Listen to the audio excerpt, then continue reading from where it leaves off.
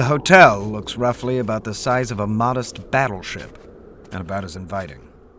Looks old, like one of those buildings you see in Europe that were strong and ugly enough to survive 100 ancient wars, or an American Walmart that will survive 100 new ones.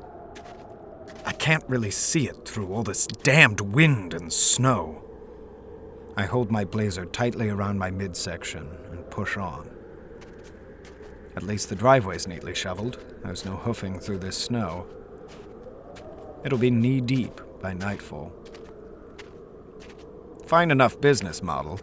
Hosting a New Year's Eve party in the middle of nowhere and supplying the rooms when we're all too drunk and stupid to trek out through the storm. I try to spy the hotel again, squinting against the stinging ice. Is that? I hold my hand up, trying to see clearly. For just a moment, I thought I saw a figure standing high above me in the storm. I tell myself it's a bit early in the night for seeing things, but the sun is setting quickly, and I don't bother cracking a grin. It's a long, cold walk to take alone, but the thought of the warm, glowing party inside spurs me on with vigor. The wind behind me does its part to remind me the penalty of dawdling. There really should be some car service or lamp-heated path through. I did a Christmas party at the Imperium a number of years ago, and not a single guest had to trundle through Dante's Livello più basso to attend. I hasten my step and immediately slip on the patches of snow spilling at my feet. The wind is whirling flurries of snow that catch in my hair and stick to my glasses such that I can't see if I'm any closer to the front doors. I slip again and fall forward into a snowbank. Something icy slinks into my collar and my heart stops for a full beat. Pulling my head up from the bank does almost nothing for my vision. I'm caught in the fury of a full blizzard with no sense of direction or warmth. The wind has rendered me effectively deaf and blind. I try to stand, but the icy feeling has spread to my arms, and I plunge once again into a sea of wet powder. I stop breathing, either from the cold or from panic. If the snow covers me, I'll be dead in minutes, and no one will find me till spring. But my limbs are all but frozen numb. My last thoughts are not visions from my past or regrets for my future. There is only the thoughtless panic of survival as I try for a final time to raise my body above the rising snowline. I hope I have enough strength to scream loudly enough that someone can hear me over the damning wind.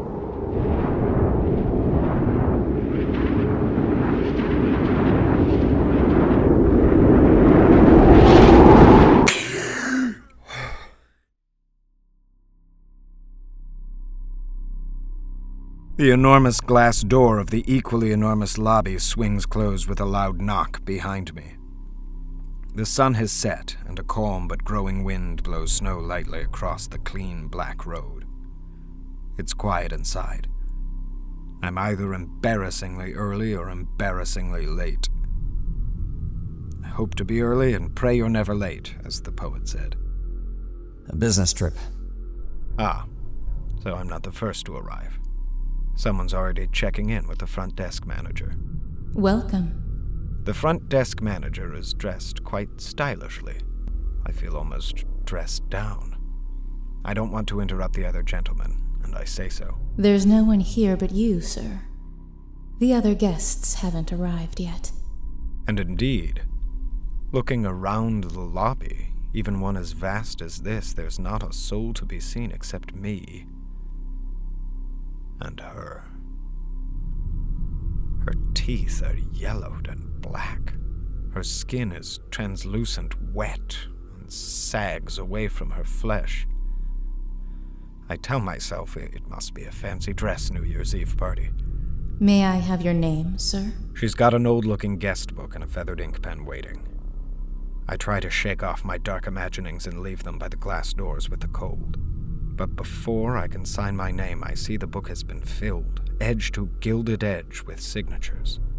All sizes and swoops are crowded on top of each other here in lines of many colors.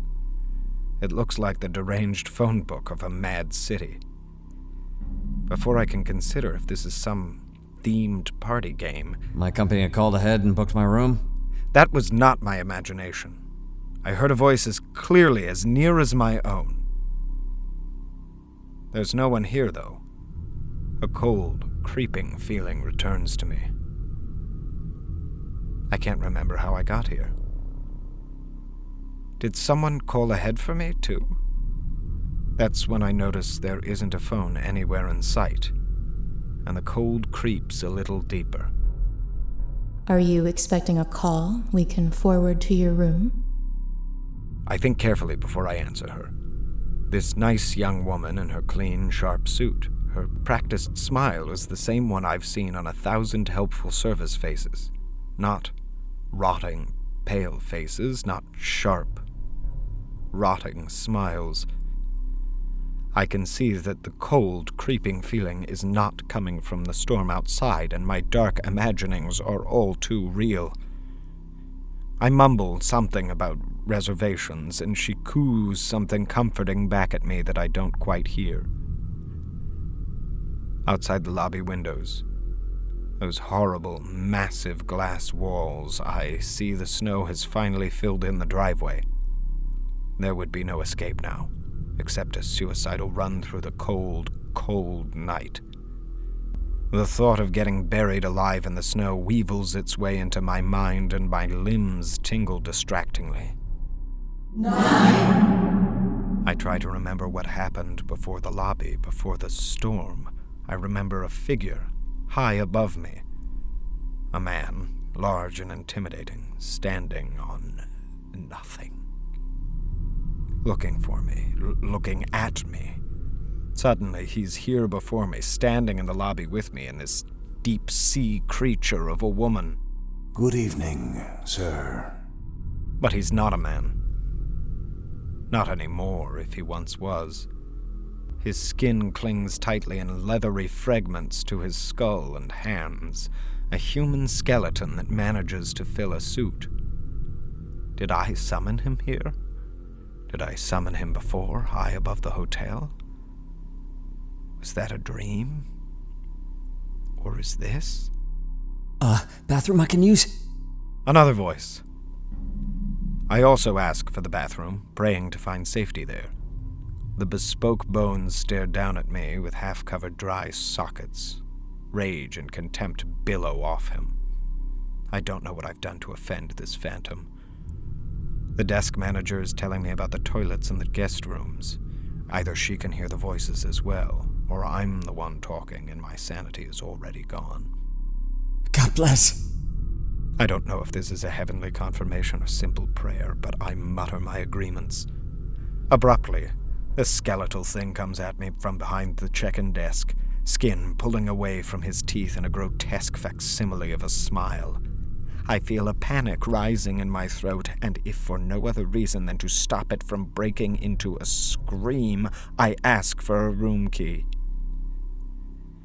It seems to satisfy them both, and though she is saying something to me about the room and tonight's party, I find it difficult to hear anything but the clear ringing of the front desk bell. 8. But whether it's a product of my mind or not, I can't say. I can't think. Dimly, I am aware of another figure coming towards us, but my attention is arrested by the large, silent demon boring naked hate into me with his hollow gouges. He terrifies me, deep inside, as though he crawled out of my very own fears and manifested. The woman has her own horror, not from within, but from some cold, distant place, like the terrors that can only live in the bottom of the ocean, the bottom of the world. Her I can't even bring myself to look at. The hate I feel from him is something I can at least comprehend, but if I look at her softly glowing pale eyes, the scream will finally break.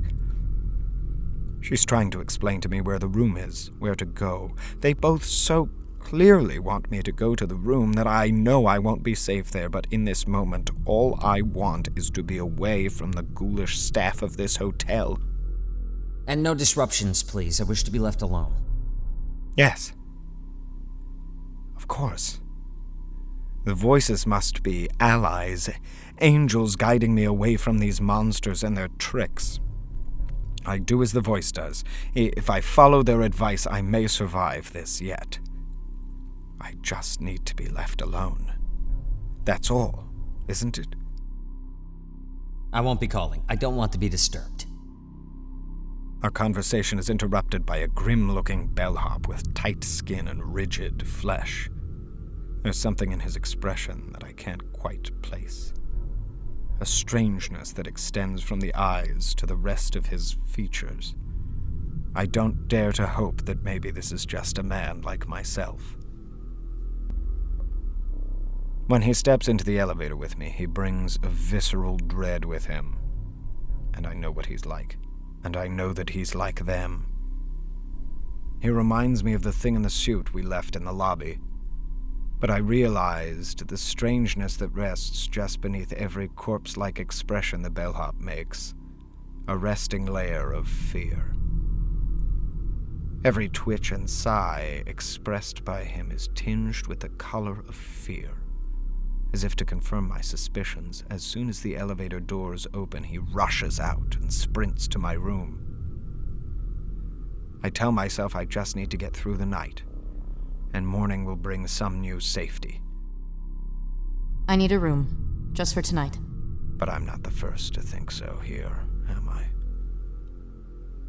I'm not the only one who was rushed into a room by nightmares, hoping for a sunrise never seen. Were you here in my place once? Did you seek refuge in your room? And what is in these rooms, those traps that has this nightmare bellhop so afraid? There's someone in my room! I won't find out. I won't go in. The terror in that woman's voice offers me no comfort or guidance. This is no place for angels. My room is 127. Is that on the first floor? The first floor. The party. I was a fool to assume isolation would save me. Once the other guests start arriving, I'll be safe. Or we'll all be damned together. The elevator buttons don't respond to my touch, and I cry out in panic. Have I already been caught in the trap? The stone-faced bellhop returns, and then the elevator doors open for both of us. He's taking me back down to the first floor without a word of protest. As the elevator doors close, I feel a new kind of understanding. Something hollow breaks inside my stomach. The trap was sprung long ago. Be it the room, this elevator, or the vast lobby below, I am trapped. Too slowly we descend, and I know what waits for me there. Creatures barely masquerading as people, a nighttime snowstorm, and only the co-misery of the disembodied for guidance. At any moment, they could choose to take me. I thought we were going to the first floor. Perhaps that moment is now.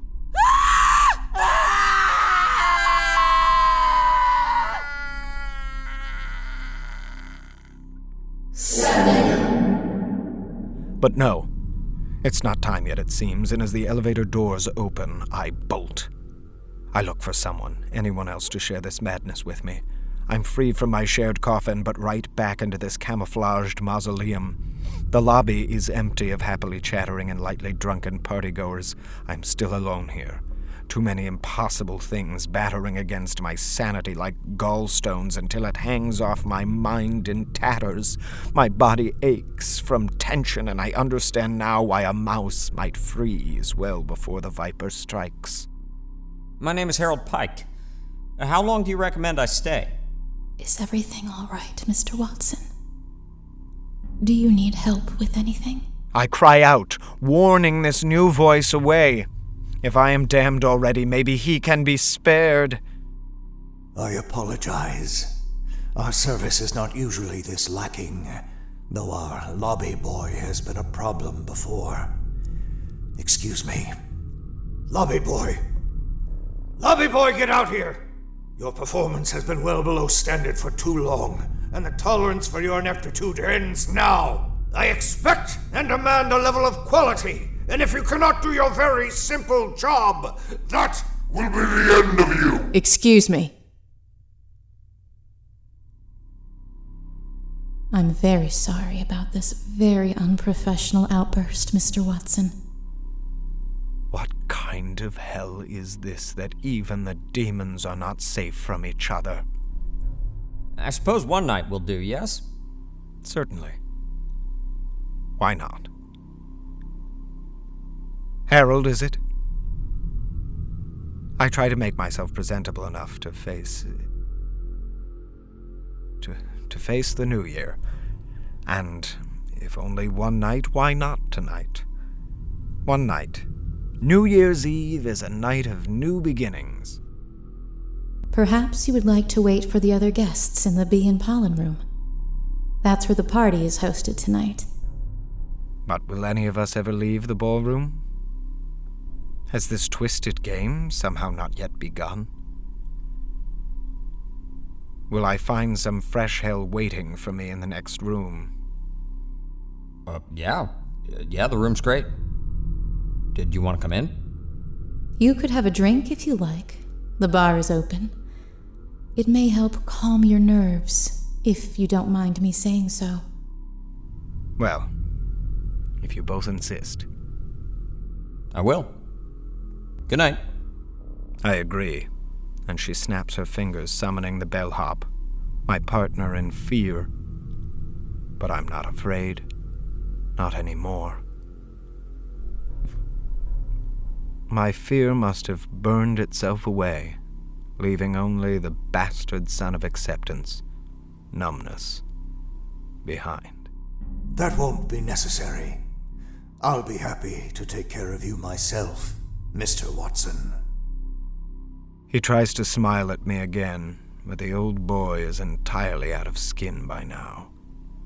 I let him walk me into the bee and pollen room, a hand like iron firmly hooked into my shoulder.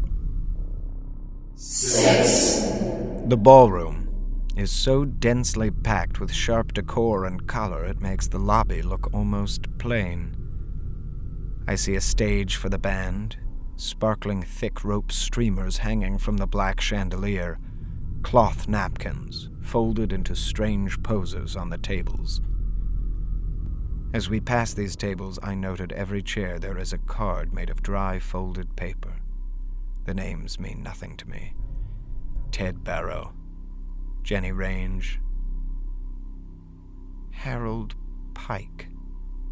My name is Harold Pike. The angels. The voices are the guests. Hi, I'm Jenny. Jenny. Here's Jenny Range. It must be. Each card a guest. Harry Brunt, Janet Hurd, even the infamous Noreen. Here. They're all here. They've arrived already, long before me. All that's left now is midnight. And can I get a wake-up call for 6 o'clock? Sharp fingers dig more deeply into my shoulder and his skull grins down at me. Confronting the chalk-white maw of eternity, I find I can't face it. The scope of it unmoors me from my body. Panic flushes back in. I wait for the fear to break so I can control myself, but in the pitch of his skull's empty sockets I see the depths I have to plunge until I reach the salvation of pure madness. So I run! I run screaming from the ballroom and through the lobby, past the bellhop, past the putrefying desk manager. I see the snowbanks piled high out the lobby windows and pray the cold wind will provide an easier death than whatever awaits me here. 5. I burst again into the lobby, rushing so fast I actually have to slide to a stop. In my panic, I scramble again out the door, feeling a blast of cold air and sensing the darkness ahead of me, and I burst again into the lobby. I turn. But no sooner do I see the moonlit snowbanks than I burst again into the lobby. In and out, in and out. I play this deadly game of roulette until I'm dizzy. I catch only snippets of a new voice. The Imperium Arms always has a variety of soaps and shampoos when I stay there. For the brief moments I am outside, I can see the moon. Pale and yellow and cubed with rounded edges, high above the hotel where he stood, looking down, mocking me. This is no dream. No hell. Where that moon rises, the stars must laugh in cold voices. I burst again into the lobby for a final time. He just stands, as tall and full as ever, but beneath his suit he's just bones and tatters. Her head sags under a moist, sticky pallor. The entire lobby smells of death. I ask where I am, hoping to drop all pretense. Mr. Watson, you are a guest of perhaps the finest hotel anywhere. Tonight, we host a grand New Year's Eve party. It's the first one we've ever held. You should feel honored. Our guest of honor. If you'd care to step back into the Bee and Pollen ballroom. They slather me with their lies, but stepping out of the ballroom, I see my partner in fear, the bellhop. Patches of green rot pepper his bloating flesh, and his pale eyes seem to catch the light and reflect it back. He straightens his hat, and I see more than light reflected back. I understand. None of us will be leaving tonight. He holds his hand out to me, a warm invitation to my mandatory fate, and I allow myself to be escorted into the heart of this place. Well, the air conditioner is still not satisfactory. It's too hot. Ah, yes. I understand. I had the train car all to myself, which most people As would close as prefer, if she I know, was but standing it next was a to me. long ride, and I wouldn't have minded the company. Who were you? Did you die in this room as well? I try to commiserate with the dead, but I sense neither of us are comforted. They aren't angels whispering me guidance. They're not ghosts. They don't haunt this place still. A skeletal hand with just enough skin to hold a glass offers me a drink. Whatever it is has fumes that kick my nostrils open. That's what these voices are. Fumes of some potent death, some final scream that burns what's left behind. My grim barkeep pours me another double of the good stuff. I pull the whole drink in one gulp. It burns my throat, and I feel that fuzzy unhitching behind my eyes as it settles in my bones. That bastard in his damned cobwebbed suit is still grinning his teeth at me. So when he pours me another one, I let him have it, tumbler and all. He stares at me, dripping with glass and fumes, and I stare right back till he either kills me or pours me a fresh one. And he pours. That's when I start thinking, this old dog is all bark. So after I swallow my fourth, I know who's getting the glass. I toast his good health, and with all my might I throw it at the wall, at the hotel itself. It crashes against some neon tubing, and everything shatters. I half expected it to bleed. I throw chairs and tear the tablecloths. I yank over the table and crack the chilling champagne bottles. I pull the neon veins from the walls, devastating them with my hands and sharing the experience of my blood with this building that knows it too well already. I grab a sparkling bottle and throw it to the mirrored bar, hoping that may amount to putting out the hotel's eye. 1,000 whispers of silver glass glint off each other like dying stars. 3. Moving through the tables, I tear up card after card, not finding one with my name on it. I shred them with slick, stained hands. Blood is running along my wrists and neck, down my legs and into my socks. I pull party streamers that run from the ceiling down the walls like tentacles.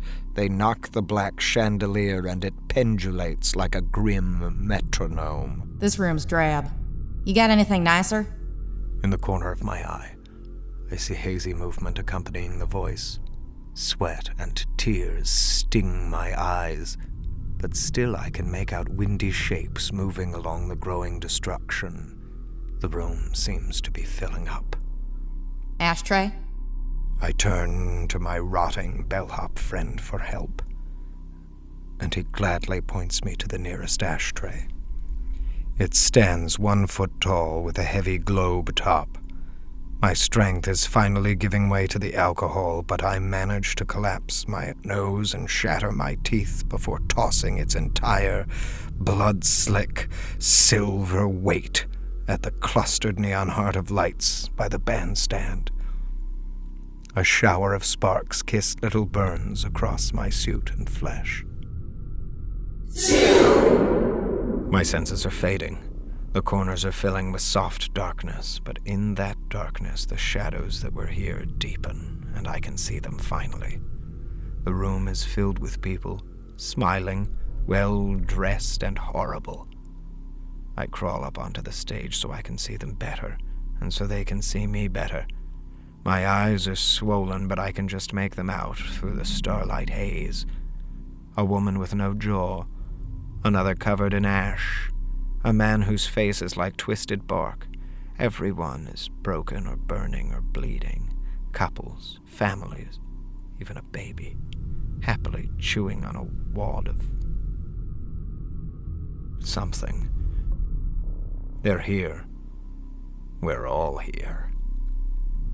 My breath is coming in and out in bloody rags now. I fall to my knees in front of my grisly audience. In the back of the ballroom, on the edge of my vision, I see them. The staff, but not a drop of rot or blood on them. A dark-eyed, sharp-smiling woman. A haunted, hard-faced bellhop. And an imposing menace in an expensive suit. They look more alive than any of us do here. They smile, standing shoulder to shoulder together, as if they always have, as if they always will. In that moment, I saw them clearly. I saw everything clearly, and it was the end of me. 1. Happy New Year! Oh, little light, did you have a good party? Did you see all your friends came too? I tried to get everything just right for it. We had costumes and pretty lights, and by the time we got to midnight, well, things got a little out of hand. Broken rooms, broken hearts, and more than a little cleaning up to do in the morning. Sounds like a pretty good party to me. I think you scared the poor lobby boy half to death. But he's always been a little skittish, and I really should be cross with you for throwing that glass right in the owner's face. But you know what? I kinda liked it. You can't quite hold your liquor, though, young man, but if you can't cut loose on New Year's Eve... I have a confession to make, Robert. I don't really understand New Year's Eve. I thought having a party might help, but it was just like every other day. Except I dressed up and you got drunk and made a mess. You hardly even have a face anymore. I know, it's not very... Knock it off!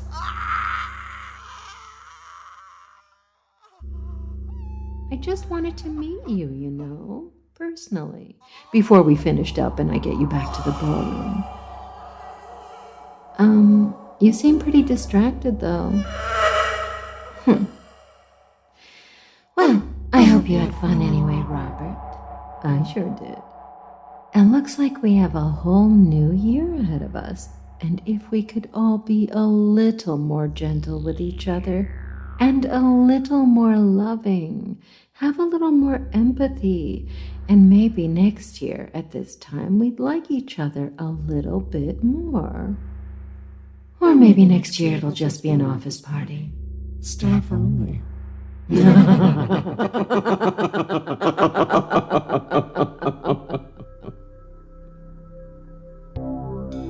The Hotel was created and produced by Veronica, California, and Mark Whitten. Starring Kelly Nienaltowski as the manager, Mark Whitten as the lobby boy, Graham Rowat as the owner, Christa Lewis, and special guest star E.K. Dagenfield as Robert Watson. Music by Lauren Picorni, West Rodri, and special guest composer Zach Tatom-Drake. And produced by Pacific Obadiah.